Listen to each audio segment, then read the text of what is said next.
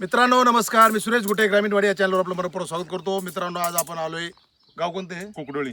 कुकडोळी तालुका बेळगाव जिल्हा बेळगाव कर्नाटकमध्ये. आता आपली जो 25वी वेळ आहे कर्नाटकमध्ये काम करायची किंवा ह्या भागामध्ये. निसर्गाची तुम्हाला एक गंमत सांगतो.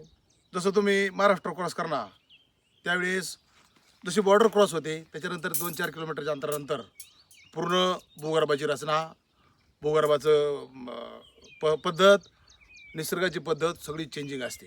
घरं दारं माणसं सगळं एकदम चेंज असते. भूगर्भ बदलावा एवढं सुद्धा म्हणजे एक विशेष आहे. इथला मटेरियल फार वेगळा आहे आणि महाराष्ट्राचा मटेरियल फार वेगळा निघतो भूगर्भामध्ये.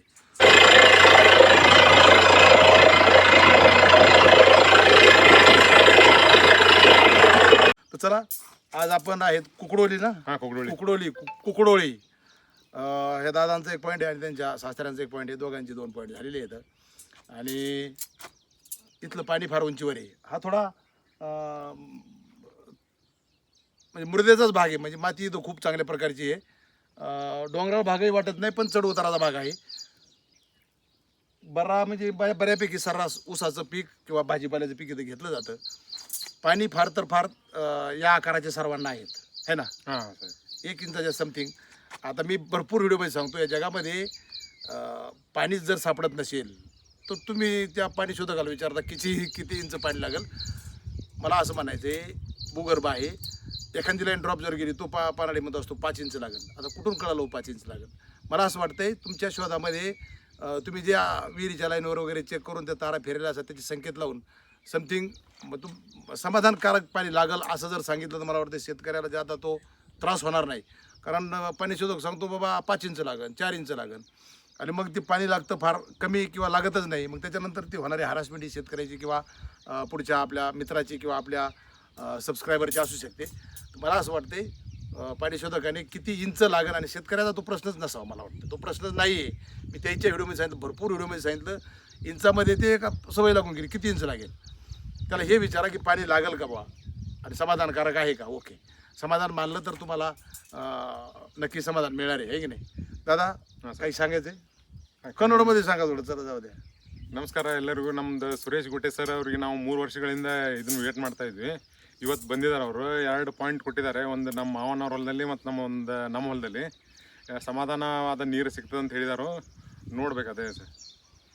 त्याला बोलले काहीतरी आता ते कन्नडमध्ये बोललेत. मला असं कळालं की बाबा नहीं साहब 2 पॉइंट दिया है साहब ने. आणि समाधानकारक पाणी लागेल. 1 पॉइंट दिया है और मेरा ससुर जी को 1 पॉइंट दिया है. दोनों को समाधान का पानी लगेगा बोल दिया है. देखेंगे साहब क्या होता है करके. तर अच्छा रिझल्ट येणार आणि ते व्हिडिओ तुम्हाला येणार इथं त्याच्यानंतर. आता सडा मी सहसा व्हिडिओ टाकले नाही यावर्षी कारण भरपूर पेंडिंग होतं आणि आता आपण इथं जाणार इथं सांगली, सोलापूर आणि कुर्डवाडी, लातूर असा रूट आहे. आता कसा कवर होईल मला माहीत नाही. कोणतं ड्रॉप होईल कोणतं होईल आता संध्याकाळी व्हिडिओ राहील. त्याच्यानंतर आपण परभणी मार्गे बीड, परभणी आणि वर्धा, नागपूर येताना बुलढाणा, धुळे, नाशिक, पुणे. बस हा प्रोजेक्ट 5-6 दिवसाचा आहे. हा कंप्लीट झाल्यानंतर बऱ्यापैकी स्टॉप ठेवूयात. पाऊस तोपर्यंत येणार आहे. तर बाकी पॉईंट झालेले आहेत फायनल. आणि ह्या भागात आल्यानंतर एक वेगळी तुम्हाला जाणीव होते. म्हणजे एक प्रेमाची एक त्यांचा जो जिव्हाळा असतो. फार चांगले लोक आहेत इकडचे. महाराष्ट्रातले बी खूप छान आहेत. पण जसं कर्नाटकमध्ये आल्यानंतर भाषेचा थोडा प्रॉब्लेम येतो.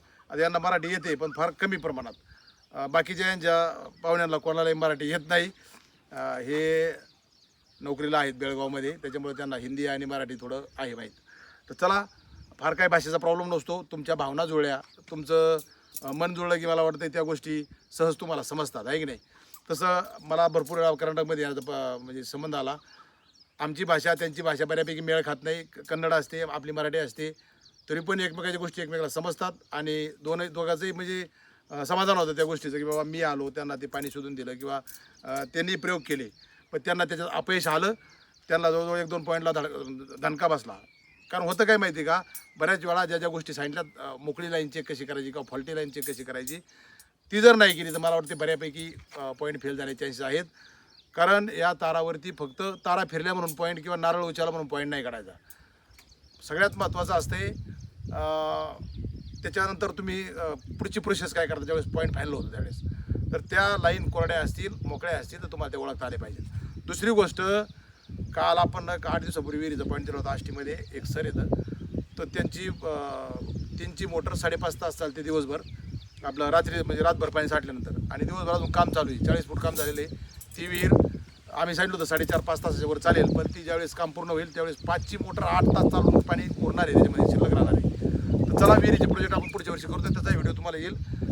बाकी काय सांगायचं आहे का? नाही. चला, आमचे कॅमेरामॅन आता आपण फोटोमध्ये ठेवणार आहे, त्यांना घेणार आहेत. चला, आजच्या भागात एवढंच. भेटू त्या भागात. नमस्कार, धन्यवाद.